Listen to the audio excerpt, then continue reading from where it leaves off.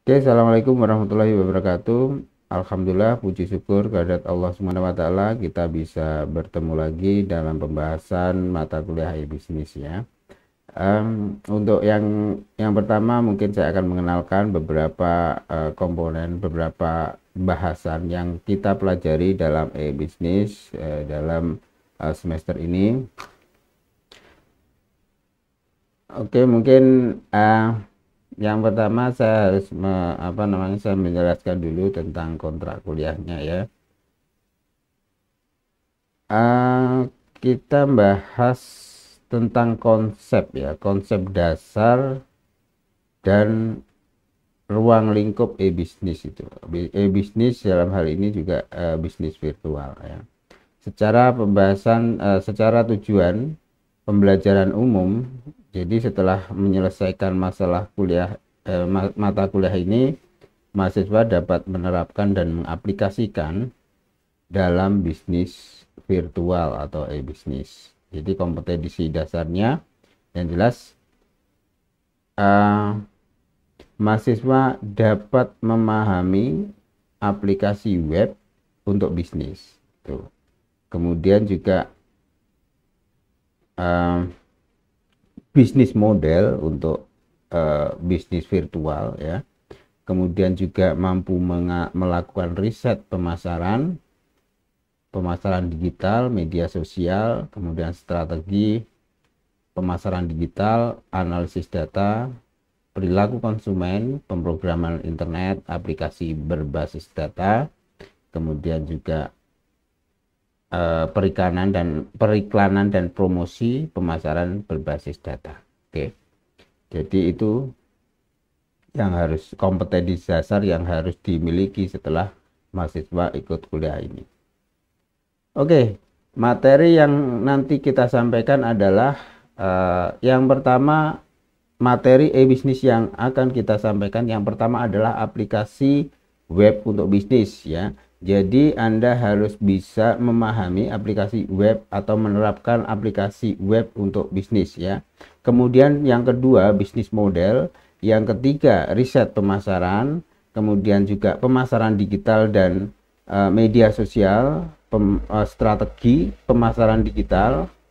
Kemudian juga analisis data, perilaku konsumen, pemrograman internet, aplikasi basis data, periklanan dan promosi, dan pemasaran berbasis data. Itu yang kita pelajari dalam pemaparan di e-bisnis ya. Jadi sangat aplikatif. Nanti akan saya terangkan bagaimana aplikasi-aplikasi yang harus kita kita kembangkan untuk bisnis. Kemudian yang berikutnya strategi pemasarannya. Yang pertama daring tentunya ya. Daring kalau diperlukan, karena kalau sekarang mungkin kita akan offline terus ya, karena kita sudah diizinkan untuk offline untuk semester ini, jadi full offline ya. Kalaupun ada online, mungkin nanti ada aplikasi Google Class, kemudian YouTube, streaming dan seterusnya. Kemudian juga e-learning ya, metode e-learning ini metode yang mengharuskan mahasiswa mengakses web e-learning materi berbentuk tutorial, kemudian dalam bentuk video seperti ini yang saya sampaikan ini ya. Ini adalah model e-learning. Mungkin Anda nanti jadi kuliah kita tidak hanya offline, tapi Anda juga bisa mengakses video-video atau pembelajaran yang sudah saya sampaikan di sini ya. Kemudian juga tentunya kalau memungkinkan, mungkin mahasiswa nanti melakukan diskusi dan presentasi. Tapi untuk e-bisnis sepertinya kita tidak melakukan ini, tapi mungkin kemungkinan juga ada ya. Untuk semester ini saya fokuskan ke pembuatan website dan pemasarannya ya. Itu. Kemudian setiap mahasiswa wajib menghadiri pertemuan 2 kali dalam sebulan untuk membahas kesulitan. Oke, ini untuk bukan untuk ini materi-materi yang waktu Zoom kemarin ya, waktu kita online ya. Tapi nanti situasional saja, yang jelas beberapa metode yang saya gunakan nanti sementara pakai luring atau offline, kemudian dibantu oleh e-learning itu nanti yang saya sampaikan lewat media-media online. Kemudian penilaian jangan lupa absensi, UTS, UAS sama seperti sebelumnya. Kemudian untuk referensi silahkan mencari referensi sebanyak-banyaknya tentang e-bisnis ya. E-bisnis itu nanti sangat luas sekali, apalagi kita sudah memasuki di dunia digital sekarang. Apapun aktivitas kita, mulai dari bisnis ya, usaha bisnis itu sudah harus bisa melakukan ekspansi, melakukan integrasi dalam hal ke bisnis. Usaha sekecil apapun, usaha apapun ya, apakah itu bidang jasa, perikanan, kuliner, itu paling tidak harus juga disentuh oleh namanya IT ya, istilahnya dalam hal ini dalam konteks di pembelajaran e-bisnis harus disentuh namanya digital ya. Tuh. Untuk beberapa tugas ya, nanti menyusul aja tugas-tugas, kemudian juga UTS, UAS nanti kita bahas. Mungkin UASnya saya lebih ke project ya, UTS-nya baru nanti bentuknya tulis ya. Kemudian jangan lupa tugas-tugas yang saya sampaikan, nanti ada beberapa tugas yang harus Anda selesaikan ya, yang harus Anda selesaikan untuk memenuhi ya nilai tugas yang ada ya. Jadi nanti ada tugas UTS dan UAS yang perlu Anda kerjakan ya, yang Anda kerjakan untuk untuk memenuhi ya tugas-tugas yang UTS-nya, untuk tugas-tugas e-bisnis ya. Tuh. Oke. Jadi kita coba akan terangkan apa sih yang mungkin gambaran secara umum ya, mungkin gambaran secara umum materi-materi yang akan kita sampaikan ya, yang akan kita sampaikan di bisnis. Yang pertama, mungkin pertemuan hari ini kita cuma bahas tentang beberapa gambaran secara umum mengapa kita harus belajar e-bisnis ini ya. Ya secara umum kita sebagai mahasiswa atau di lingkungan IT ya, Anda juga belajar di IT, tentunya sentuhan produk, sentuhan dari bisnis itu harus dikuasai oleh masing-masing mahasiswa ya. Yang pertama yang jelas sektor bisnis sekarang sudah berkembang pesat juga ya, berkembang pesat. Bahkan sekarang kalau nggak ada penetrasi dari IT kayaknya kurang optimal. Kalau kita mengandalkan katakanlah pemasaran secara offline, secara konvensional, itu nanti akan sangat kesulitan untuk bersaing. Begitu juga yang kedua adalah nilai bisnisnya tinggi. Jadi karena jangkauan pasarnya itu luas, jadi kita bisa kita bisa meng-scale up ya, scale up dari bisnis kita. Jadi tergantung pasar kan, bisnis itu bisa di scale up itu karena pasar. Kalau pasarnya luas itu bisa kita scale up berapapun. Dan pasar di Indonesia itu sangat luar biasa kalau kita bisa melakukan melakukan satu inovasi dalam bidang IT ya. Kemudian juga ada beberapa, kalau misalnya Anda tidak berbisnis, Anda karirnya pun di bidang dengan mata kuliah e-bisnis, Anda bisa memilih beberapa prospek karir ya. Di antaranya bidang bisnis, keuangan, teknologi informasi, atau nanti harapan saya juga Anda juga bisa membuka usaha sendiri ya. Kesempatan untuk karir internasional sangat luas sekali. Kalau Anda bisa menguasai satu teknik ilmu atau ilmu tentang e-bisnis, katakanlah sebagai analis ya, sebagai analis satu project ya, analis pasar misalnya, itu juga sangat uh, banyak dibutuhkan oleh perusahaan-perusahaan multinasional ya.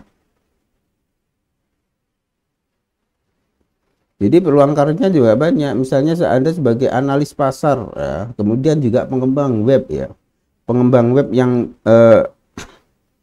berbasis apa, yang bisnis ya, pengembang web yang dimana di situ nanti akan dijadikan lahan untuk bisnis ya. Kemudian juga analisis sistem komputer, administrator web, kemudian analis bisnis, digital marketer yang ini yang lagi banyak diminati oleh anak-anak muda sekarang ya. Bagaimana kita melakukan penjualan melalui platform digital ya. Kemudian juga manajemen penjualan ya. Baru nanti kita akan membuka ini pertemuan yang berikutnya, kita membuat bisnis plan-nya seperti apa. Tentunya kita kembali pada waktu kita belajar tentang tentang BMC ya, BMC. Oke. Jadi saya ulangi bahwa materi-materi dasar yang akan kita sampaikan di e-bisnis itu yang saya tampilkan ini ya. Yang pertama aplikasi web ya. Ini mata kuliah prasyaratnya itu Anda harus bisa menguasai pemrograman web ya. Ketika sudah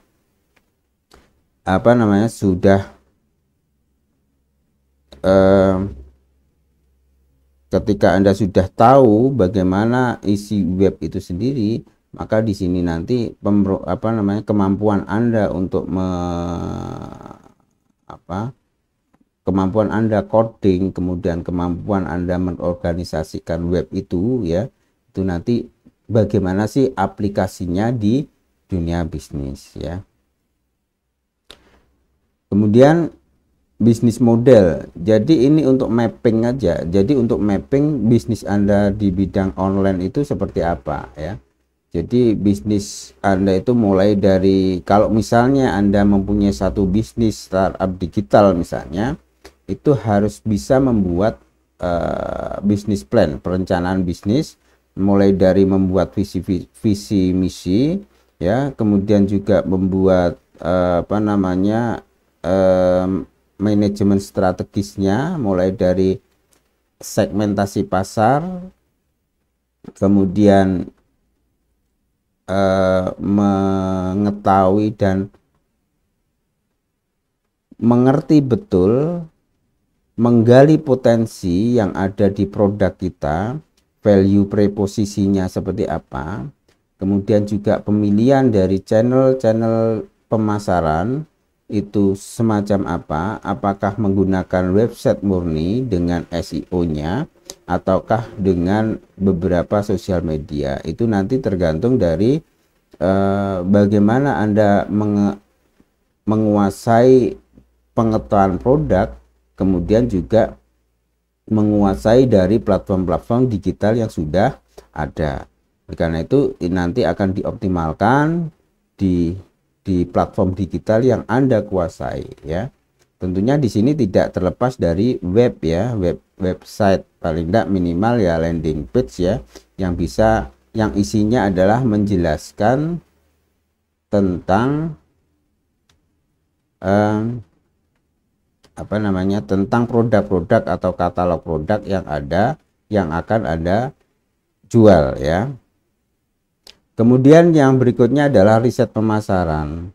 Jadi riset itu memegang peranan yang penting untuk berbisnis ya. Dalam hal bisnis apapun, riset itu sangat menentukan, sangat diperlukan dan menentukan sekali keberhasilan dari suatu bisnis. Oleh karena itu kemampuan riset mahasiswa itu harus terus terus dilakukan ya, dan terus harus di-upgrade ya, supaya bisa lebih tajam lagi ya. Jangan kita melakukan satu bisnis tanpa riset, itu nanti akan menambah jumlah kegagalan yang seharusnya bisa kita lewati ya. Kemudian yang paling penting ini ya, mahasiswa harus bisa melakukan pemasaran digital. Dan media sosial harus juga dikuasai. Media sosial apapun yang bisa digunakan untuk platform pemasaran ya. Apakah itu YouTube, apakah itu Facebook, apakah itu Instagram, TikTok dan seterusnya ya. Gunakan platform itu dimaksimalkan, kemudian juga dioptimalkan, dan paling tidak Anda harus bisa menguasai secara bagus ya penguasaannya, supaya impactnya untuk bisnis itu juga bagus ya. Kemudian juga selain memahami digital dan media sosial, Anda juga harus punya strategi pemasaran yang baik ya. Strategi pemasaran itu seperti apa? Nanti kita bahas satu persatu strategi-strategi yang harus Anda lakukan ketika platform yang sudah Anda pilih sebagai pemasaran digital itu nanti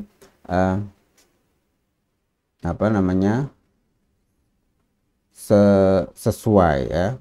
Jadi platform-platform digital yang Anda pilih itu nanti benar-benar bisa dioptimalkan ya.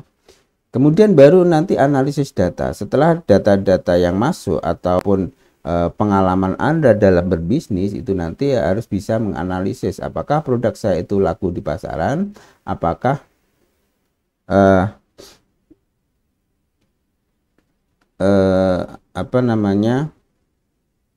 apakah produk kita itu memang diterima pasar ataukah tidak ya. Tuh yang kemudian juga mahasiswa juga harus mengerti pasar itu seperti apa, sehingga nanti harus belajar juga namanya perilaku konsumen. Perubahan perilaku konsumen itu akan mempengaruhi dari pasar kita. Kalau perilaku konsumen tidak bisa kita tangkap dengan bagus, maka secara otomatis penjualan kita juga akan turun ya. Kalau misalnya kita bisa melakukan riset pasar di mana kita bisa mengetahui perilaku konsumen, maka penjualan kita akan stabil ya. Jadi kita harus terus mengupgrade data kita, data riset kita, supaya kita bisa mengikuti perkembangan yang ada ya. Jadi perilaku konsumen. Jadi kemudian juga pemrograman internet, pemrograman Anda punya dasar HTML, punya bisa coding, script dan seterusnya ya. Jadi itu nanti bisa kita gunakan untuk mengoptimalkan pemasaran ya. Di dalam pemasaran mungkin kita tidak akan belajar terlalu detail tentang skrip-skrip untuk pemasaran, tapi paling tidak secara basic Anda sudah bisa mengetahuinya ya, bisa menerapkannya dalam dunia web dan bisnis ya, aplikasi bisnisnya. Kemudian juga pengelolaan data. Anda juga bisa melakukan melakukan bisnis ketika data-data dalam bisnis Anda sudah banyak, itu ada pengelolaan basis data ya. Basis data. Jadi kita harus bisa mengelola data-data konsumen itu ya, mengelola data-data konsumen supaya bisa melakukan namanya interaksi bisnis antara kita sebagai pemilik bisnis kepada konsumen. Kemudian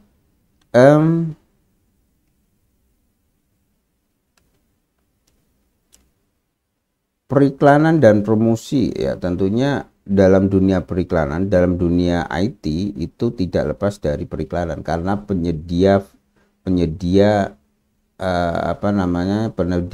program, penyedia aplikasi, katakanlah Facebook, Instagram, mereka juga membutuhkan namanya orang-orang atau perusahaan yang menggunakan jasa platform mereka. Ada di sini Google Ads ya, kemudian ada Facebook Ads, Instagram Ads, TikTok Ads, dan seterusnya. Itu adalah platform yang bisa kita gunakan untuk promosi dan periklanan.